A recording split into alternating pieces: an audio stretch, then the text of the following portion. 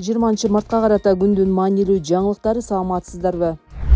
Журналист Канышай Мамыракунованы милиция кармап кеткени айтылды. Журналист Канышай Мамыракунованы Бишкек милициясы кармап кетти. Бул тууралуу жарандык активист Аманбол Бабакулов билдирди. Буга чейин активист Мамыракунованы белгисиз кишилер кармап кеткенин, телефону өчүк болуп жатканын айтып чыккан. Мен ИИМдин Бишкек шаардык башкармалыгында турам. Бул жака кирип сураштырдым. Бирок Мамыракулова ал жака алып келинбегенин айтышууда.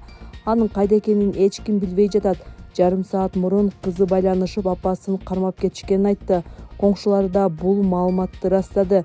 Алардын айтымында Канышай Мамыракунованы белгисиз 5 адам кармап кеткен, деди Бабакулов. Мамыракулова кандай жүйө менен кармалганы азырынча белгисиз. Ал акыркы убакта бийликти сындаган постторду жазып жүргөн. Нурланбек Тургунбек уулу: азыркы өкмөт башчынын кыймыл-аракети жай экен. Бүгүн 20-мартта Жогорку кеңештин жыйынында төрага Нурланбек Тургунбек уулу министрлер кабинетинин башчысы Адылбек Касымалиевди сынга алып, ыкчам иштөөгө чакырды. Ага чейин депутат Жанар Акаев өкмөттүн ишинин жай жүрүшүн сындап, саясий репрессиянын курмандыктарын актоо боюнча мыйзамдын аткарылышы кечеңдеп жатканын айткан. Андан кийин төрагада пикирин билдирди. Азыркы министрлер кабинетинин төрагасына кулак кагыш кылып айтып коюңуз. Бир аз кыймыл-аракети жай баракат экен бул кишинин. Азыр ыкчам иштей турган учур, жай баракат иштей турган заман өткөн.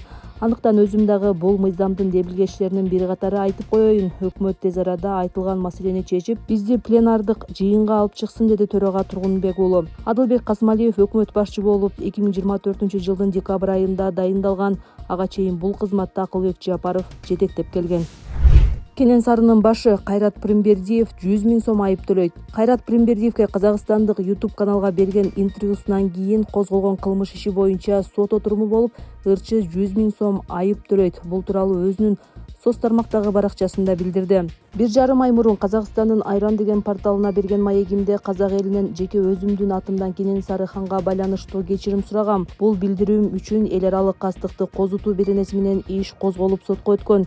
Сот бүгүн бүтүп 100 000 сом айып пул бюджетке төгө турган болдум, деди ырчы. Пиримбердиев аталган берүүдө Кенен Сарынын өлүмүнө байланыштуу өз атынан казак элинен кечирим сурап, Орбонхан Кенен Сарыны өлтүрүүгө мажбур болгонун белгилеп, окуянын чоо жайын түшүндүргөн. Кийин Маданият министринин орун басары Марат Тагаев ырчыны сындап чыккан. Пиримбердиевке расалык, этностук, улуттук жана диний кастыкты козутуу боюнча иш козголуп, УКМК өлкөдөн чыгуусуна тыюу салган эле.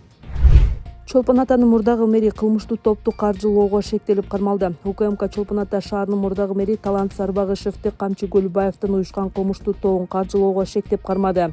СТКнын мыйзамдагы ууру Камчы Көлбаев менен жакын мамиледе болгондугу аныкталып, анын протекциясы боюнча 2017-жылы Чолпон Ата шаарынын аймагында Асанбектин бизнес долбоорун андан ары илгерилетүү максатында Чолпон Ата шаарынын мэри болуп шайланган деп жазылган маалыматта. Атайын кызматы Сарбагышевди криминалдык чөйрөдө Потап деген ат менен белгилүү болуп, абалын пайдаланып ишкерлерге колдоо көрсөтүп акча алган деп айыптоодо. Сарбагышев 13-мартта кармалып, Октябрь сотунун чечими менен ЖАКтын номер 21 мекемесине киргизилген. Мыйзамдагы ууру атыккан Камчы Көлбаев Кыргызстан менен Борбор Азиядагы эң белгилүү крим төбөлдүн бири болгон. Ал 2023-жылы октябрда атайын операция учурунда УКМК тарабынан жок кылынган.